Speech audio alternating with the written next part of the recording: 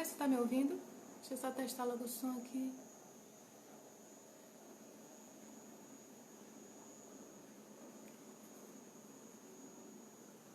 Tá me ouvindo, Áurea?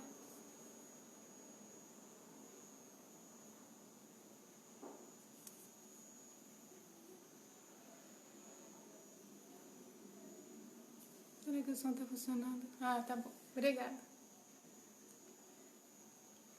Deixa eu só guardar a Paulinho entrar agora. Ele tava numa aula, gente. Acabou de sair de uma aula, veio direto pra live. Boa noite.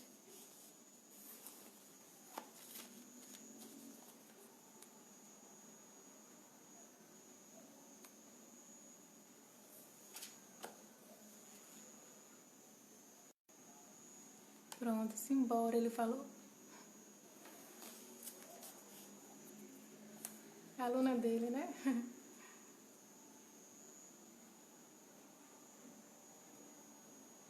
Ótima pessoa, né, Áurea?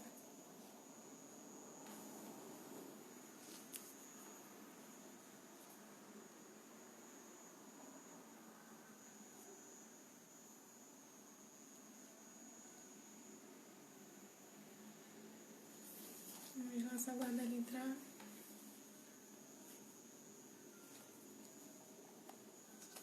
Só não vou contar as resenhas aqui porque a gente só tem 1 hora de live, senão ia soltar umas histórias da faculdade aqui.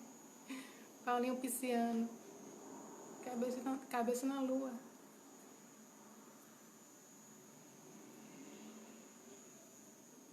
Pronto, as alunas de Paulinho tudo aqui na live. Marcando presença. Liz.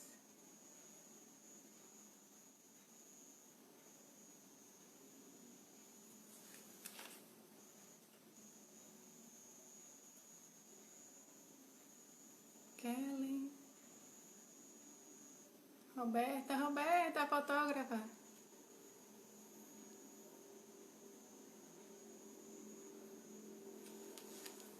Roberta, eu sou apaixonada por sua fotografia, suas fotos, viu? Ontem eu fiquei um tempão só olhando seu Instagram.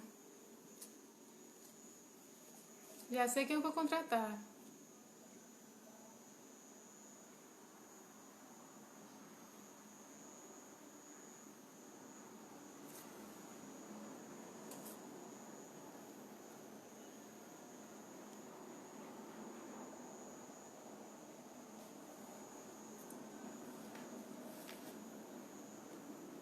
Que bom. Esse aí, efeito de luz e sombra você faz muito bem.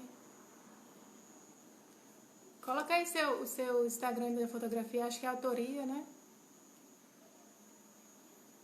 Pra eu divulgar também, que é muito bom o seu trabalho.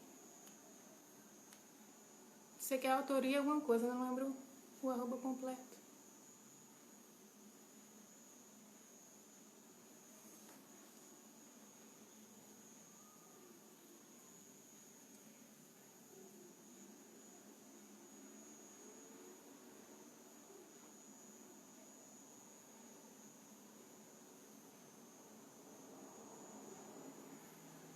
Cadê Paulinho, Roberta? Tá meditando?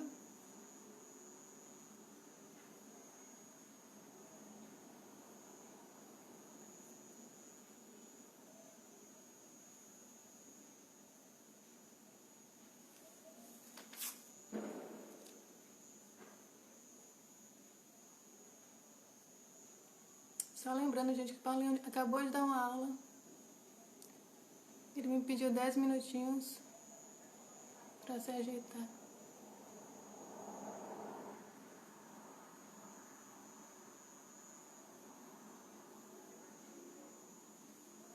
Eu acho que ele tá aqui, mas sumiu.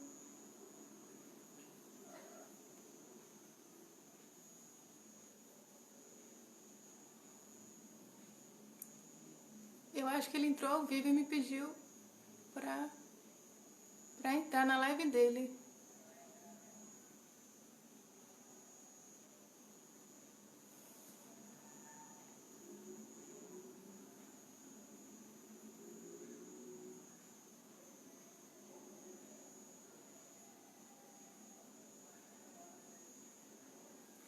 Deixa eu ver se ele consegue. Minha primeira tentativa também foi uma tristeza, eu não sabia pra onde ia nada. E até que consegui. Eu acho que ele tá tentando.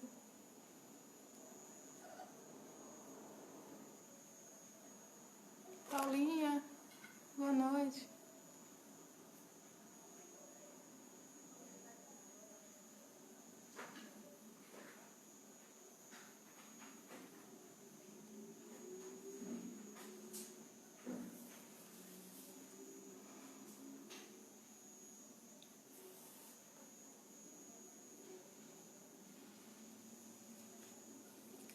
Estamos só aguardando o convidado, viu, Paula?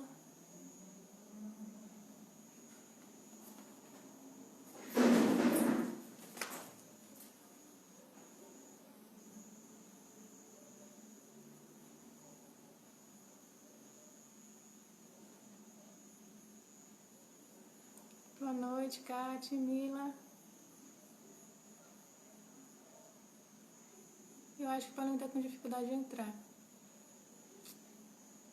Talvez eu precise encerrar aqui para falar com ele.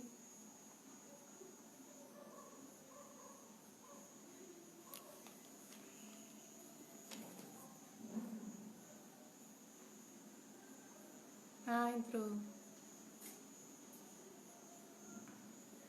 Pronto. Agora ele pediu.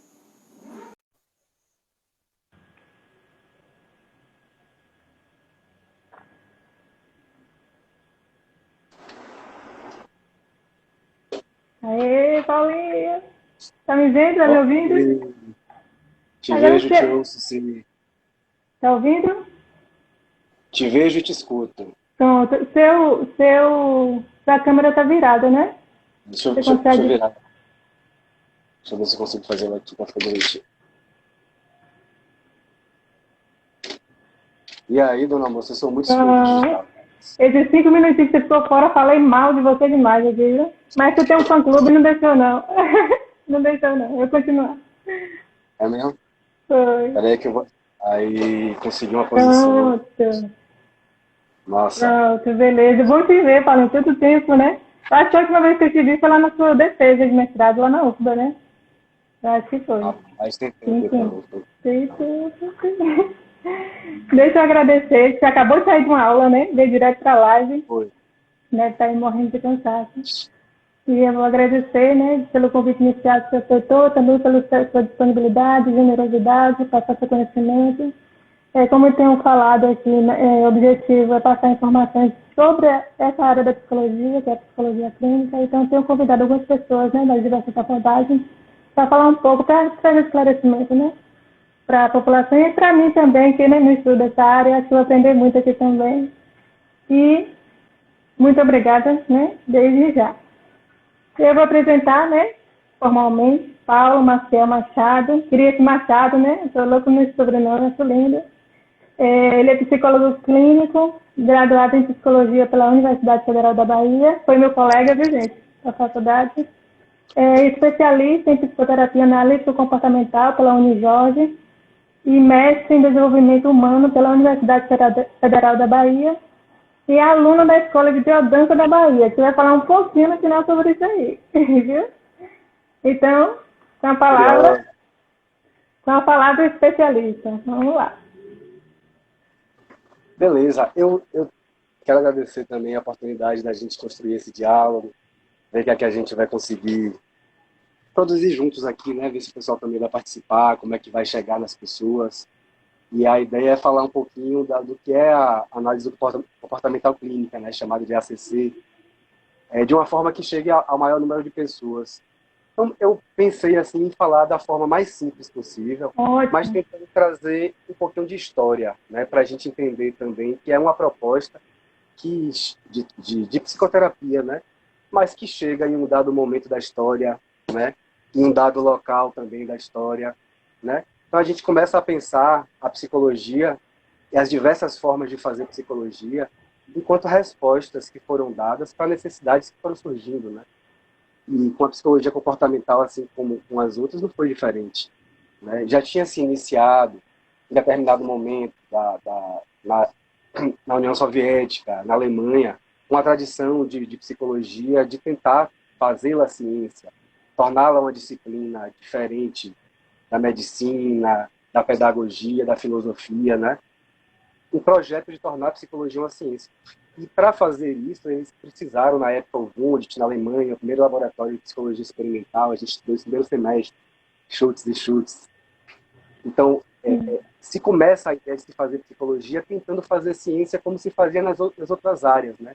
Com a ideia de mensuração, de testagem empírica, e diversas foram as respostas possíveis dentro desse jeito, né, de se fazer ciência, né? Seja nas ciências exatas, trazendo o mesmo raciocínio para as ciências naturais. Tem duas grandes tradições assim ali, quando a gente pensa em psicologia científica, que foram respostas diferentes vindas do mesmo olhar. Uma primeira parte que foi o estruturalismo, que tentou assim, então vamos pensar em fazer categorizações do que são sentimentos. Então, saudade quer dizer que é falta com alegria, com surpresa. Então, fazer uma grande catalogação do que eram os sentimentos, do que eram os pensamentos, do que eram as ideias. Por isso que se chama de estruturalista, que é como se fosse uma anatomia da psicologia, né? E o behaviorismo, ele vem de uma outra tradição, que não o behaviorismo é análise do comportamento, né? Vem de uma outra tradição que responde de um outro interesse. Vem de um lugar, a gente vem de um lugar chamado funcionalismo, que não está tão interessado na anatomia do que é um pensamento, do que é uma memória, do que é um sentimento. A gente parte do olhar assim, de que qualquer fenômeno humano, seja ele pensamento, seja um comportamento expresso, seja uma emoção, uma atitude, uma predisposição, ele é uma forma de adaptação do corpo ao ambiente físico, cultural, histórico que ele vive.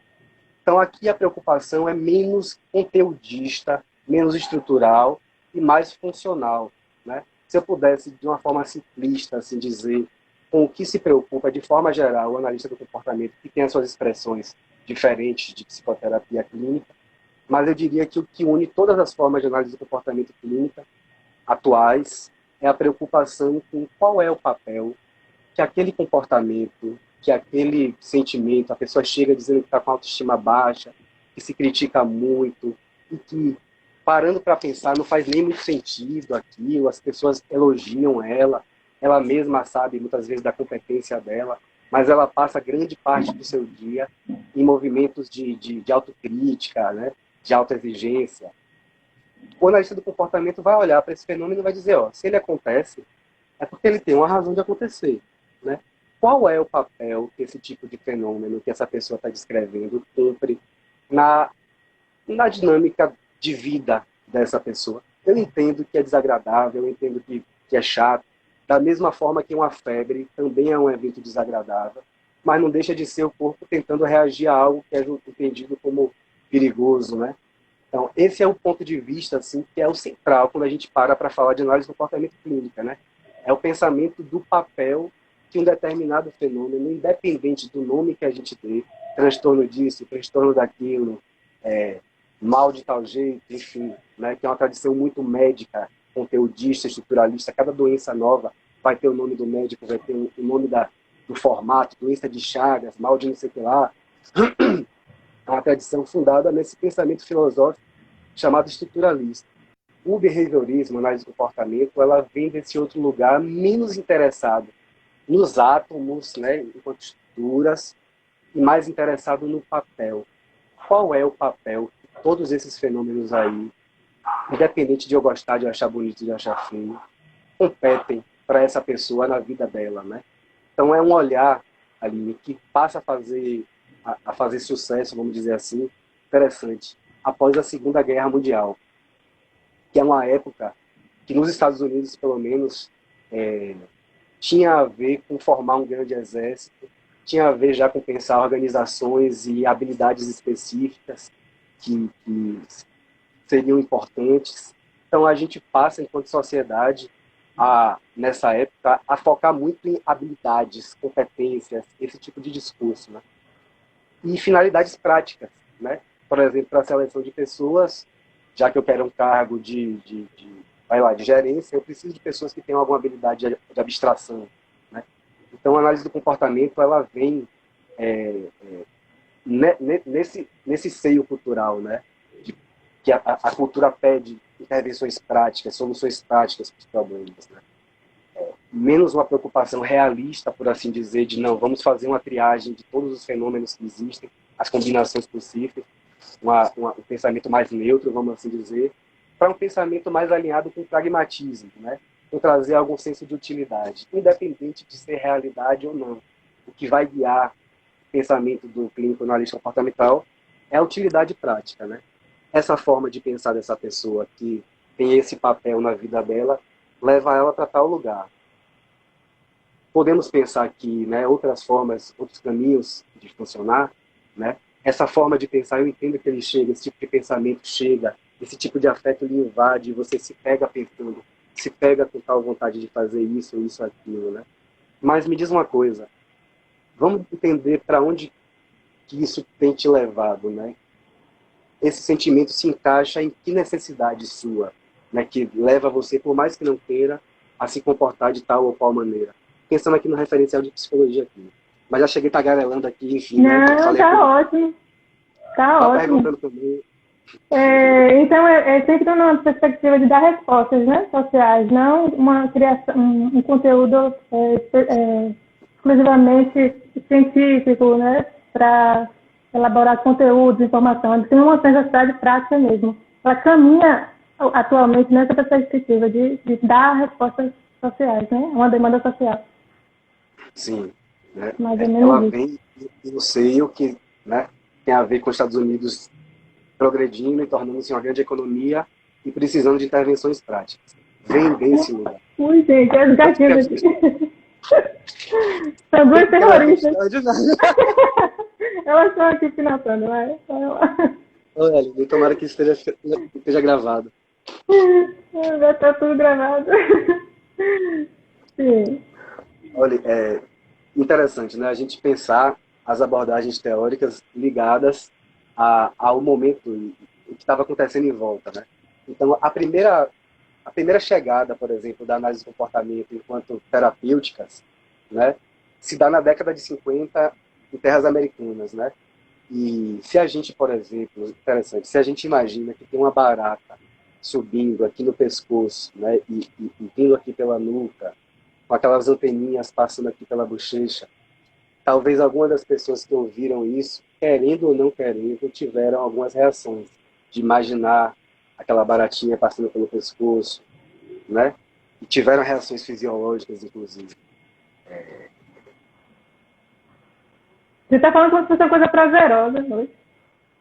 Não, a gente poderia, mas o que a análise de comportamento trouxe de contribuição diante desse cenário? Ó, parece que tem alguns posicionamentos que acontecem. Aquela música que a gente ouve lembra uma pessoa, né? Um dado filme que sempre volta e a gente lembra e relaciona com a dada cena. A principal forma de análise de comportamento no começo foi muito nessa parte mais do estímulo-resposta, né? De trazer possibilidade de fazer condicionamentos, formas de ensino que poderiam ser medidas, né? Então, a análise do comportamento fala o idioma da ciência que mede, né? Nesse primeiro momento, né? Dessa ciência que vem para alterar o formato das coisas. Ela vem para trazer soluções específicas, né? Então, ela já vem comprometida de valor, né? É uma terapêutica que, por mais que traga em sua base a ideia científica, cabe a gente pensar que ela chega num momento em que a cultura, que é a norte-americana, pede intervenções práticas. Então, as primeiras terapêuticas de análise de comportamento são chamadas de modificação de comportamento, né?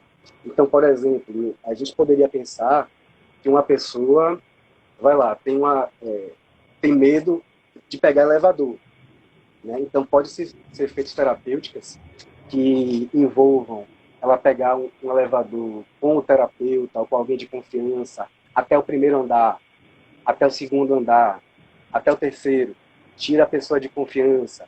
São as terapêuticas bem tecnocratas mesmo, assim, da análise do comportamento, de trazer formas de dessensibilizar ansiedades e fazendo aproximações. A pessoa foi mordida por um dado cachorro e passa por um poodle, né?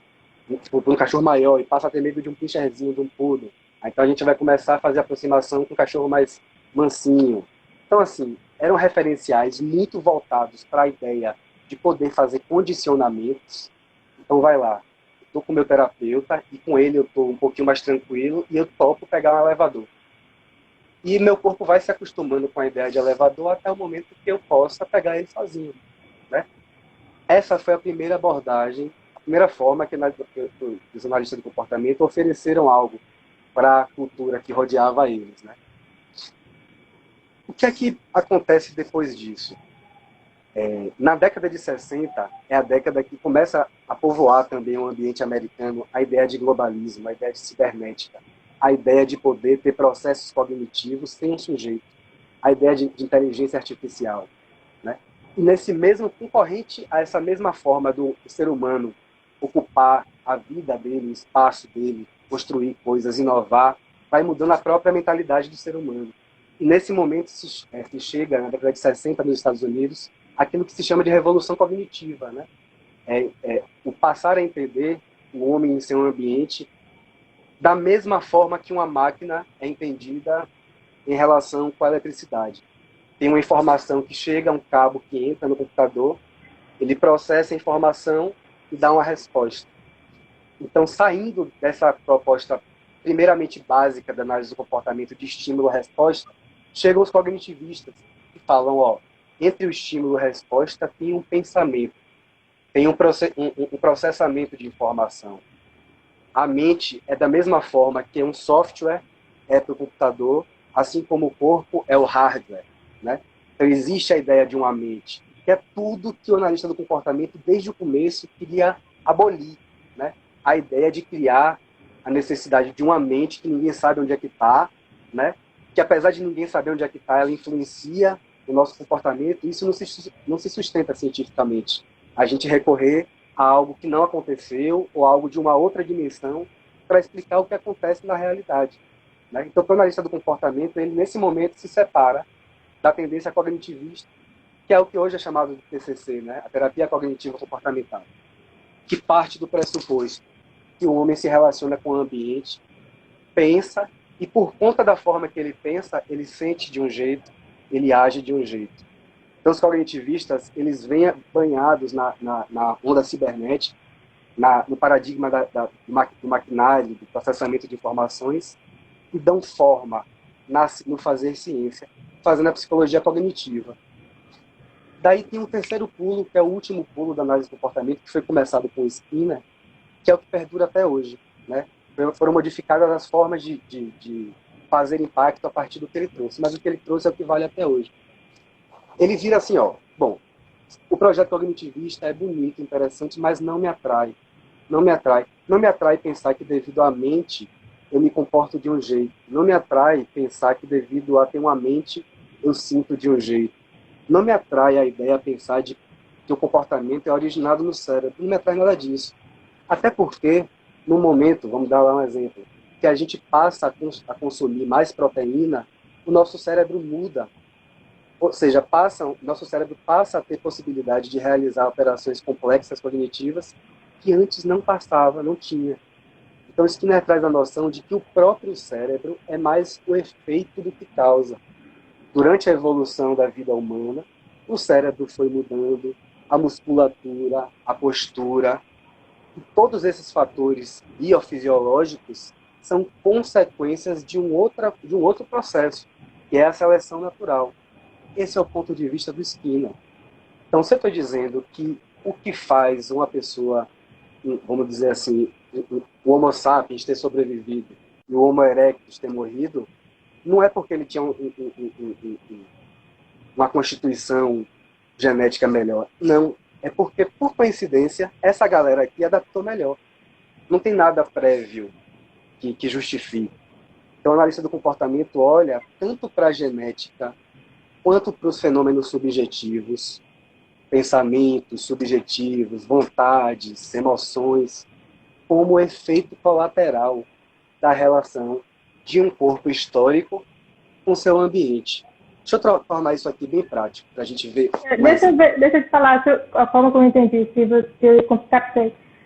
O ambiente tem privilégio, né, na questão do pensamento. Não que ele desconsidera o pensamento, ele tem privilégio no sentido de gerir o comportamento.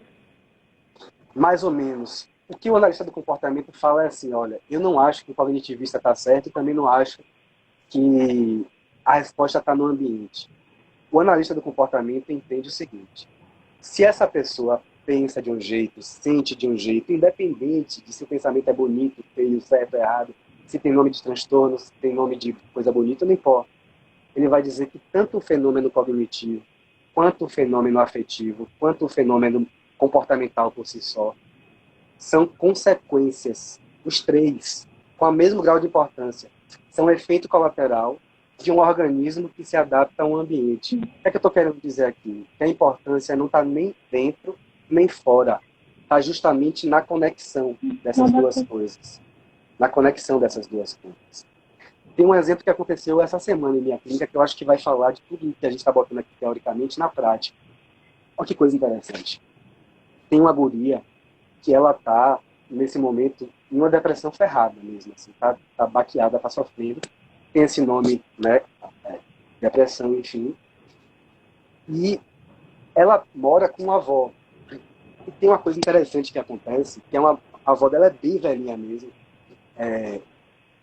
E fala assim, a avó não entende. Por que ela não levanta e vai fazer as coisas? Né? Eu tive a oportunidade de conversar com essa avó. E ela, por que ela não levanta? Isso para mim é história, dizendo assim, isso não existe, ela tem que levantar mesmo.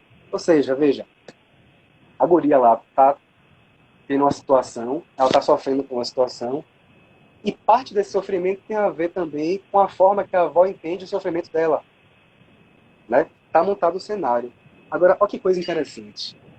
Essa avó, ela é descendente de uma família que veio do interior de Pernambuco, um sertão bem escasso de oportunidades, de possibilidade de vida. Então, era uma forma de vida seca, no jeito de falar vidas secas mesmo, sabe? Adaptada à dureza de uma vegetação escassa, com a possibilidade de não ter água, a possibilidade de não ter alimento se você perder a colheita, se você não plantar no momento certo. E veja, as mulheres da família dessa avó, inclusive ela também participou desse roteiro cultural, se juntavam e iam fazer a lavagem de roupas. E a tristeza era parte da identificação de vida dessas mulheres. A tristeza para aquelas mulheres não era algo a ser evitado. A tristeza para aquelas mulheres era, inclusive, algo a ser venerado. Aquelas mulheres que estavam ali, que cumprem o dever delas, que têm uma missão, que faça chuva ou faça sol, elas são reconhecidas enquanto mulheres fortes. Né? Então, só para a gente ver aqui, a avó pode sentir tristeza da mesma forma que a neta pode sentir tristeza.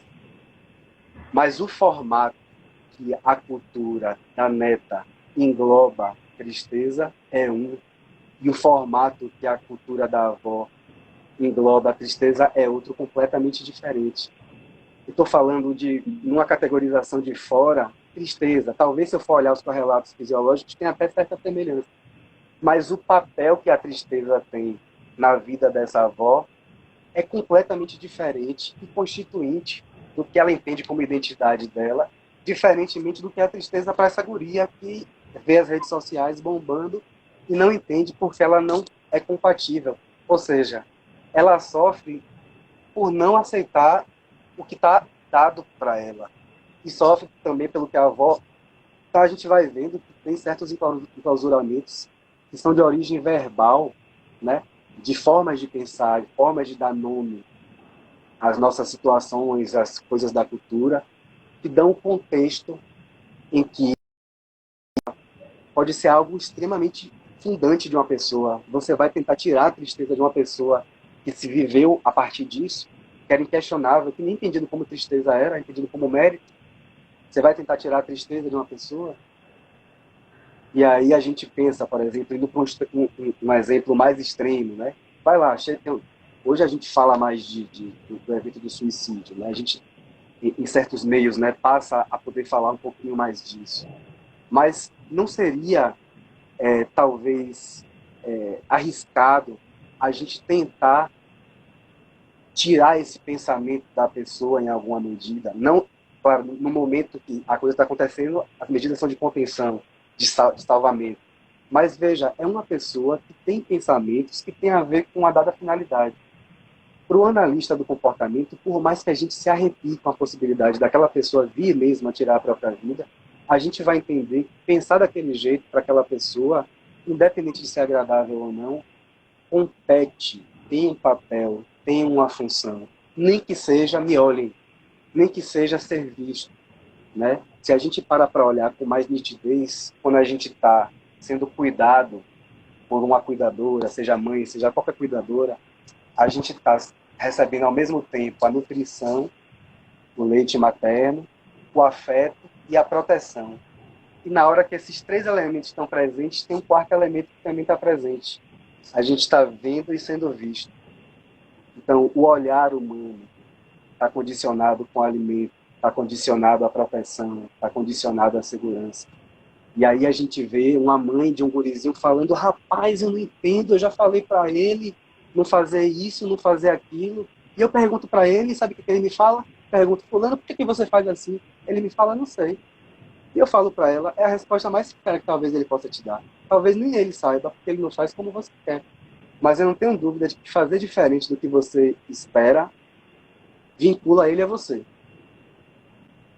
A análise do comportamento vai olhando para cada um dos fenômenos, seja ele bonito, seja ele feio, seja ele agradável, seja ele desagradável, seja ele consciente, seja ele inconsciente, não importa. A gente para olhar para o fenômeno humano, seja individual, seja social, com esse olhar. Está acontecendo? Tem uma boa razão para acontecer. Está acontecendo? Tem uma boa razão para acontecer. Vamos ver que equilíbrio está acontecendo aí, vamos ver qual o papel que essa dada cultura, poxa, quem acompanha o futebol sabe que o Bahia é o time dos 45 do segundo tempo. Muda jogador, muda a direção, muda o técnico. O Bahia continua com a mesma questão de futebol. Continua com a mesma característica. O torcedor do Bahia é aquele cara que é resiliente, que ele sabe que ele vai acreditar até o final. E muito provavelmente no final tem uma chance do Bahia fazer. Então por que essa característica se mantém, mesmo mudando os personagens? É o mesmo raciocínio. Pô, eu não estou interessado nos personagens. Eu estou interessado nesse processo que acontece aí. Da mesma forma, olhando para uma subjetividade para um ser humano, tudo bem. Eu sei que a pessoa pensa dela desse jeito, ela pensa sobre o outro de tal ou qual jeito. Mas eu estou mais interessado em saber como essa forma de pensar ajuda essa pessoa a estar sobrevivendo no meio dela, a estar emanada, a estar em paz com o meio social, consigo própria. Por mais que isso seja visto pela própria pessoa como algo que não deveria acontecer. Ah, eu estou tendo síndrome disso, eu estou tendo síndrome daquilo. Né? Ok, eu sei que é desagradável, mas vamos ver o que acontece. Né? O que é que seu corpo está precisando ir para esse lado? Né? Olha, deixa eu dar só um testemunho, que eu acho que fala bastante disso. Eu lembro quando eu era menino, novinho, minha mãe conhecia uma costureira. Essa costureira era bem velhinha, e ela ficava sentada em uma cadeira, e perto dela tinha um pedaço de parede que era completamente desgastado. Minha mãe não está aparecendo agora. Um pedaço da parede era completamente como se fosse desbocado mesmo, tivesse uns pedaços saindo. E teve um dia que eu vi ela comendo. Eu era muito novinho, eu vi ela comendo aquilo ali, e me deu um bug completo assim na cabeça. Né? Não, assim, não conseguia, no meu racional, não conseguia entender o que era aquilo. Lá na faculdade na nossa formação de psicologia, a gente passou lá por medicina e eu lembro de ter lido sobre um mal chamado icamalácia, que é uma deficiência, não sei se é de ferro, se é de cálcio, né? Que leva a pessoa a comer bloco, comer terra, gestantes, às vezes acontece isso. Mas me impressionou a coisa assim de, cara, que não passa pela razão ela ir pegar aquele negócio. Ela tá pegando e tá comendo, mas muito provavelmente ela mesma se questiona. Por que é que eu tô comendo isso? Ninguém mais come isso. Por que é que eu como isso? Mas o corpo dela sabe exatamente o que ela precisa e onde encontrar. Aquilo ali para mim foi um negócio. Eu falei assim, rapaz, tem algo aí que acontece a nível de organismo que transcende um dado período da história humana, que é o período do desenvolvimento do córtex pré-frontal, né? Da ideia de sujeito, de subjetivismo, da gente começa a pensar no modo científico, a raciocinar, a abstrair. Tem algo que subsiste, que já vem de antes. Né? Quando a gente desmaia ou entra em coma, o organismo continua funcionando. Inclusive, muitas vezes o organismo pode desligar a consciência para funcionar melhor, quando a consciência não for útil. Então a gente passa a olhar para o fenômeno humano do ponto de vista evolutivo. O analista do comportamento está comprometido do início com um valor, né?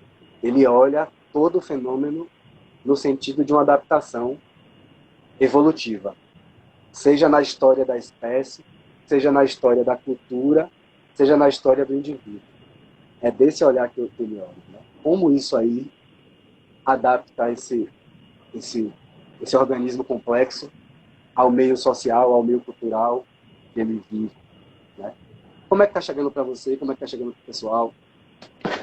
Eu estou ainda tentando fazer um link com o caso clínico que você trouxe, né? Da avó que tinha como valor a tristeza e a neta não, né? Então, não seria, não está sendo adaptativo para ela trazer essa herança dessa geração anterior, porque está causando mal a ela. E aí ó como a gente já começa a ter possibilidade de entender. Será que a tristeza era constituinte dessa família? E está presente, né, nas conversas, nas formas de interação. E talvez essa menina carregue uma tristeza enquanto identidade que já não cabe mais na vida dela? É uma possibilidade. A gente veria. Então será que, né, nessa tristeza tem um compromisso de grupo? Tem um compromisso familiar? E abrir mão dessa tristeza, então, seria abrir mão também de outras vinculações? Pode ser. É uma forma de a gente ver funções acontecendo. Então, a gente não está mais olhando para uma tristeza, para um sintoma depressivo.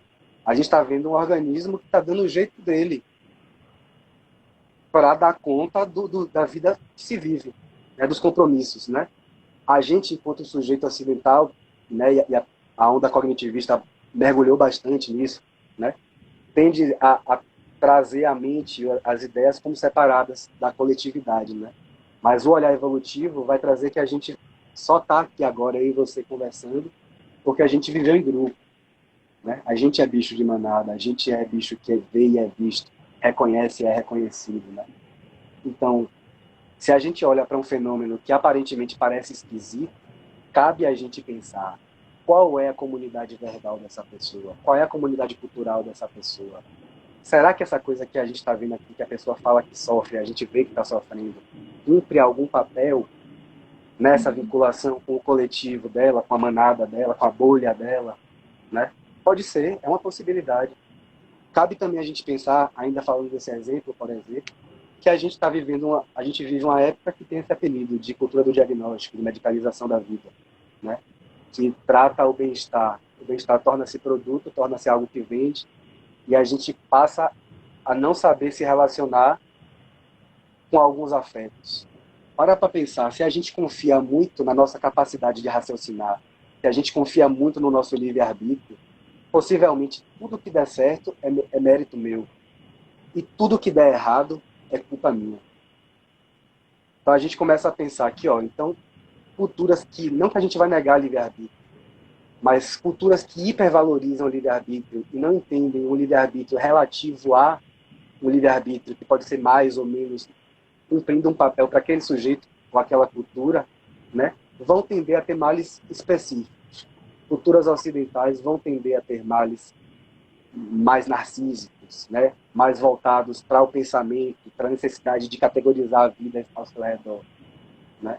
E aí a gente também pode pensar que esses males não necessariamente são os mesmos de ontem, né? O Freud surfou a onda da histeria, né, que era um mal que acontecia num patriarcalismo absurdo, num machismo absurdo, e cujo um dos principais sintomas era ou a paralisia ou o grito. Olha que coisa interessante, como um sintoma caminha junto com o momento, né, com o momento em que as pessoas dão nome às coisas de um dado jeito, né? Então, é esse pensamento, né? Ver qual é o papel para aquele sujeito, qual é o papel para aquele grupo. Né? A gente vê famílias que a gente são famílias desestruturadas ou coisa e tal. Tá, é um nome, mas vamos ver, independente de eu achar bonito ou feio, o que é que acontece nesse sistema aqui? Que vínculos estão sendo reforçados ou mantidos? Somos seres de manada. Esse é o olhar evolutivo. Estou falando de um ponto de vista evolutivo. Somos um bicho de manada. Qual é o papel que pensar de tal forma, mesmo que todo mundo ache bonita, todo mundo ache feia, cumpre aqui nessa nossa coletividade? Legal. Ô, Paulinho, é, eu sou muito iniciante, assim, apesar de ter, né, ter formação de psicólogo, mas essa área eu sou realmente bem iniciante. Então, vou fazer perguntas aqui até para a população também em geral se beneficiar, porque são pessoas que também não têm muito conhecimento, né, da psicologia clínica. É, com relação à psicose, a análise comportamental, tem alguma influência, tem algum campo de estudo, alguma atuação? A Com psicose. relação à psicose, o pensamento relativo à psicose vai partir do mesmo ponto, né? A análise do comportamento, ela vai buscar explicar o sujeito levando em conta 3 níveis de seleção, né? A história da espécie, né? Ou seja, a história orgânica, biológica, né? Inserida na história de uma cultura. Então, como eu estava falando aqui, o cérebro, depois da gente passar a criar animais, ingerir mais proteína, o cérebro modificou. Então, uma história de espécie inserida em uma história cultural, uma história de um povo que passa a comer mais carne, a história de um povo que passa a primar mais pelo raciocínio, pelo racionalismo. E uma pessoa que nasce desse casamento, né? Uma pessoa nasce em uma família, em um grupo cultural, num dado país, num dado momento histórico, né? Então, a psicose vai ser entendida no casamento desses 3 fatores: história da espécie, história da cultura, história do indivíduo. Quer ver uma provocação que seria boa para responder esse entendimento? A psicose é uma condição que teria os mesmos formatos em diferentes culturas, em diferentes momentos históricos. Quando a gente pensa em psicose, eu acho que muita gente tende a se avizinhar de que é algo do constitutivo, do biológico, talvez, assim como, por exemplo, o autismo. E tudo bem, a gente tem que olhar para o fator filogenético. Mas será que a gente pode dizer que os fenômenos psicóticos, vamos dizer, alucinações que acontecem em uma cultura norte-americana, são os mesmos tipos de alucinações que acontecem em uma cultura subsaariana? Será que não tem elementos culturais dando formato, e aqui usando o linguajar da análise do comportamento, dando função, dando significado? Então, tudo bem, a gente vai olhar para o fator filogenético, mas a gente vai entender que é um fenômeno escrito, é um fenômeno que cumpre função, cumpre papel na coletividade e cumpre função individual. Da mesma forma que uma pessoa pode ser vista como um psicótico, ele pode ser visto como um oráculo de uma dada cultura, e ele faz contato com os ancestrais, e em momentos de decisão de uma dada comunidade ele é ouvido. Então ele é visto de um lugar, e aquilo ali vai alterar o fenômeno da psicose. Eu trabalhei em uma penitenciária, né? E a primeira coisa a primeira avaliação psicológica que eu fiz, o cara me falou: vou dizer logo que eu não gosto de psicólogo, porque eu vou te dizer, por conta da colega que trabalhava antes de você, já tem 2 anos que eu não consigo ver meu filho na saída de Dia dos Pais. Ela botou na minha avaliação paranoia, né? Ela botou paranoia, mas eu sou traficante. Que traficante que não é paranoico? Eu durmo com 3 homicidas, eu durmo com o olho fechado e outro aberto. Olha como tem uma armadilha de dizer que a paranoia ou a psicose ou qualquer coisa é algo em si, né? Fora de um contexto em que aquilo ali ganha função. Não é nem paranoia, o nome é zica mesmo. E ele tem respeito por aquilo. E aquilo ali faz parte da constituição de quem ele é, da identidade dele. Esse é o olhar que a gente vai trazer, né? Qual é o papel? Independente do fenômeno. Independente do fenômeno. Tanto para o autista que se autolesiona batendo a cabeça na parede, quanto o típico neurótico que se critica, que acha que não é o suficiente. Não importa. Qual é o papel que isso cumpre nessa dada tendência, complexo de tendências, num dado momento histórico e geográfico? Eu acho que esse é o pensamento. Né? Maravilha. Bacana. Oi? Bacana quando a gente consegue ir desmistificando, e olhando as coisas e dando os nomes, né? E o termo psicose é um termo que vocês utilizam? Não, né? Foi isso que veio da minha cabeça, né? Não. Só se for em termos de conversa, de pragmática de comunicação. Da mesma forma, por exemplo, eu posso me comunicar com um psiquiatra e usar nomenclaturas do CID-10, porque ele vai entender. Pronto. Né? Ele vai entender. Então, assim, tem uma pragmática de linguagem, de falar neurótico, neurotípico, a gente vai entender que a gente está falando de um formato, mas não estamos falando de função. Né? Estamos falando de depressão, mas não estamos falando de depressão para Beltrano para Cicrano, o que é depressão para Beltrana, né? É um nome só assim, né? Que a gente olha, beleza. Sei o que você está querendo dizer com isso. Então vamos olhar para o que nós achamos que devemos olhar agora, né? É algo mais ou menos por aí. Entendi. A gente tem 15 minutinhos ainda, viu? Mais 5 minutos pelo menos. Deixa pra piadança, viu? Não vou esquecer. Eu queria só que você falasse a sua opinião, né? Seu entendimento, né? Das limitações, se há limitação assim, na questão da terapêutica, né? Com relação à abordagem que você escolheu.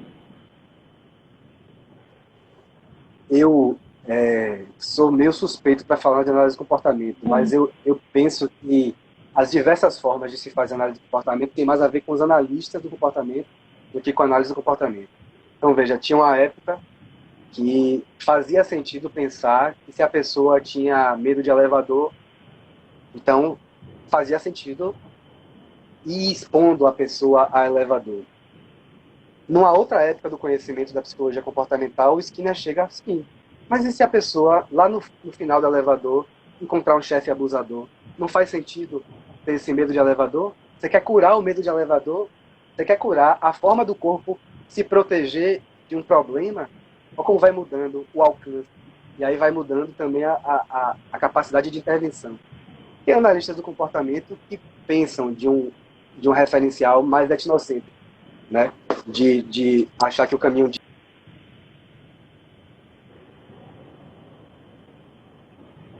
Naquele Travou um exemplo pouquinho.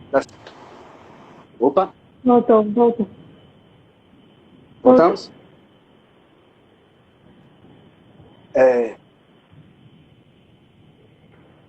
Penso, né, que tem formas de fazer análise do comportamento. E penso que tem um risco de se ter um julgamento etnocêntrico. O que eu estou querendo dizer? A pessoa tem um dado transtorno, está lá, o médico disse que tem um transtorno X, e eu vou acreditar que aquilo ali é algo em si, né, que aquele transtorno ali é algo em si, né, que eu tenho que fazer algo sobre. Eu tenho um apendicite, o que é que você faz com apendicite? Você faz uma cirurgia. É um caminho reto, né? As propostas mais recentes da análise do comportamento tendem a problematizar esse tipo de caminho reto e tendem a entender os condicionamentos mais complexos, né, que fazem um dado comportamento às vezes ser tido como maravilhoso e em outro momento ser tido como horrível, né? Mas o que eu penso, por exemplo, vamos lá, tem uma terapêutica atual da análise do comportamento que prima pelo seguinte caminho: a pessoa chega com um dado mal-estar, né? O analista do comportamento vai fazer análise funcional, né? É a técnica em suma do analista do comportamento, que é justamente ver qual é o papel daquilo, né? Vai fazer análise funcional daquilo e... Deixa eu ver como é que eu poderia falar isso.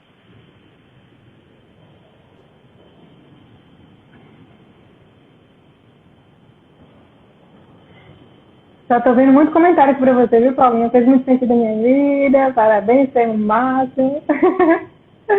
Gente, eu não tenho condições de prestar atenção e ler os comentários, mas são muitos e eu tenho essa dificuldade. Aí eu tô prestando atenção e não vejo. Mas tem muitos comentários pra você, não sei se você consegue ver depois, mas muitos.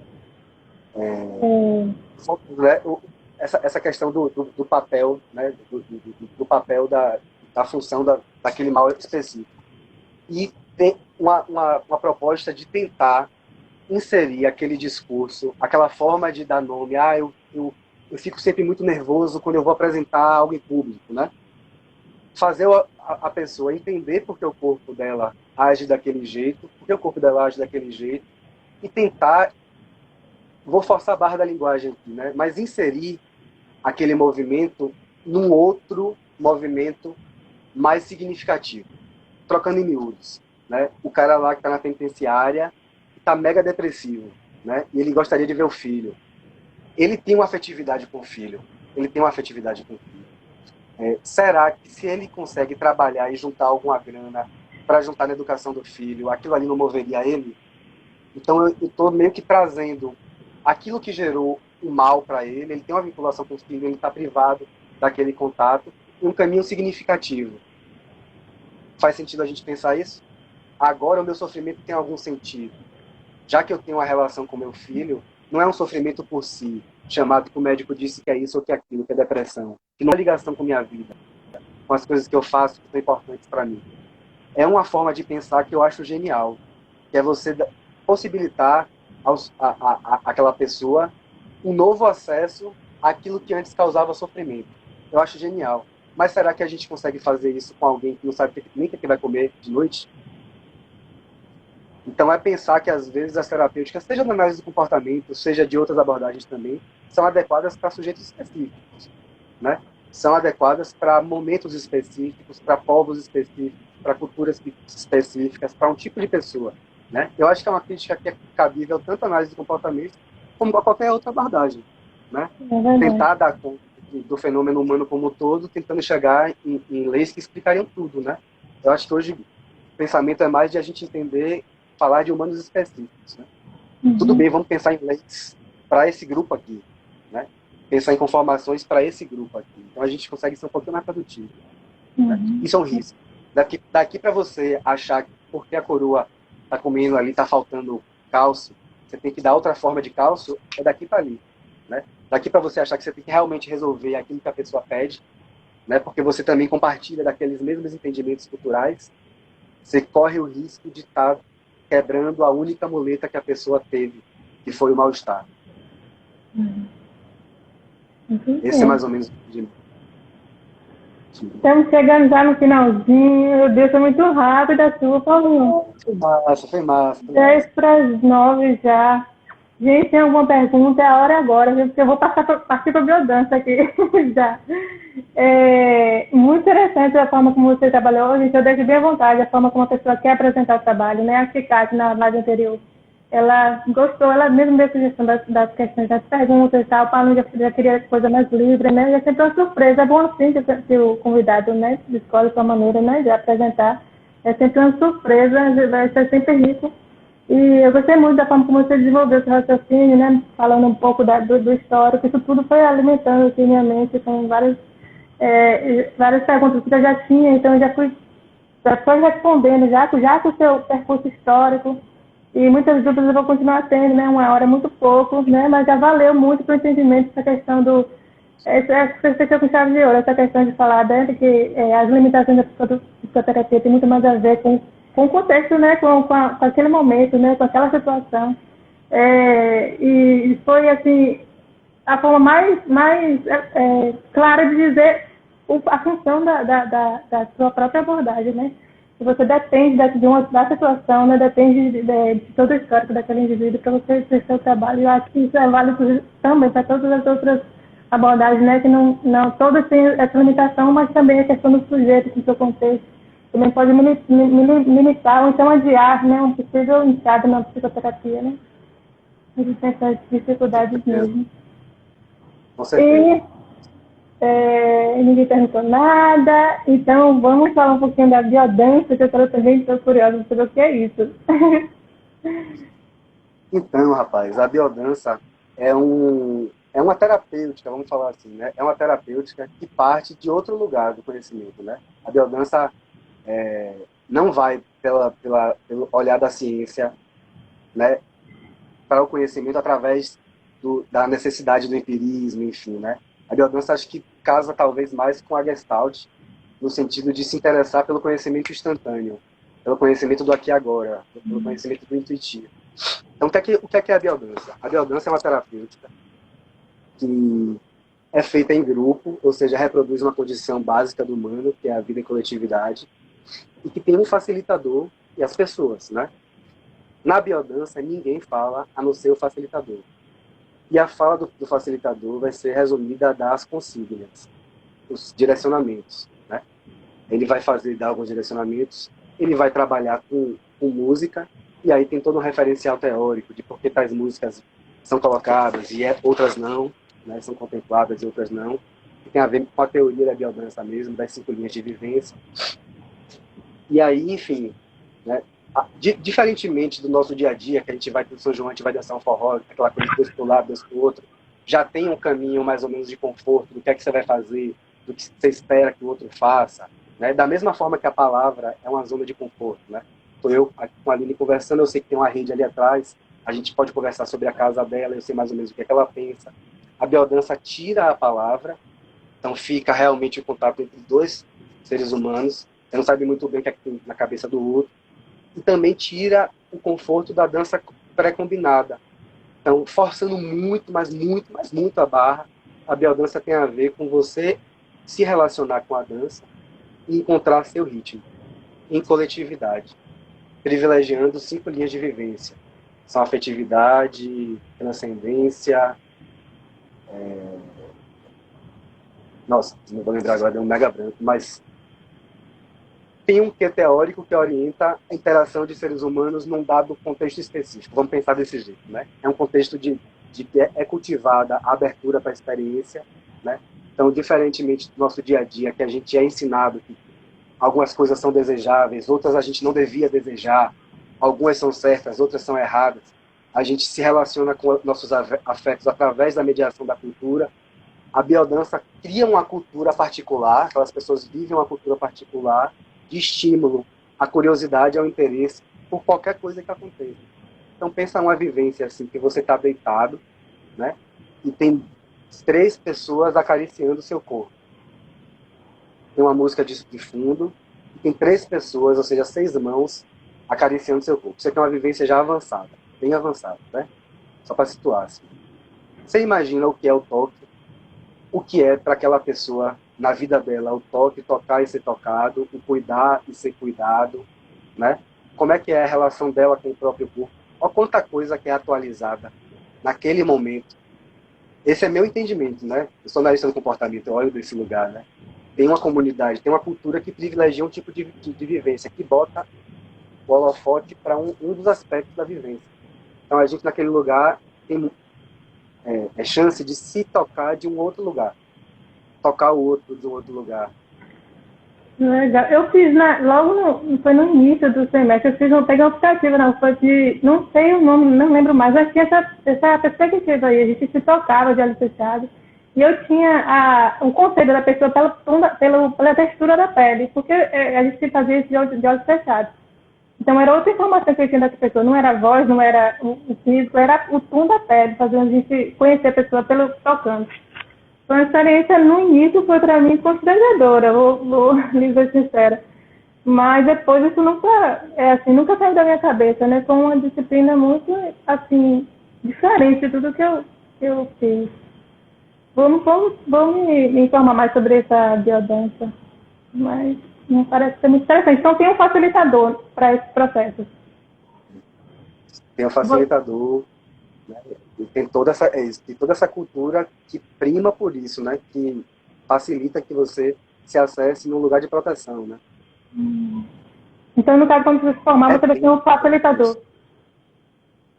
Pois é, a biodança mudou minha relação com a clínica da psicologia, né? E aí eu voltei para a psicologia clínica através da biodança aí, sabe? Então, assim, fiz biodança por uns 6 anos, e aí depois de 6 anos, como praticante, resolvi fazer a formação.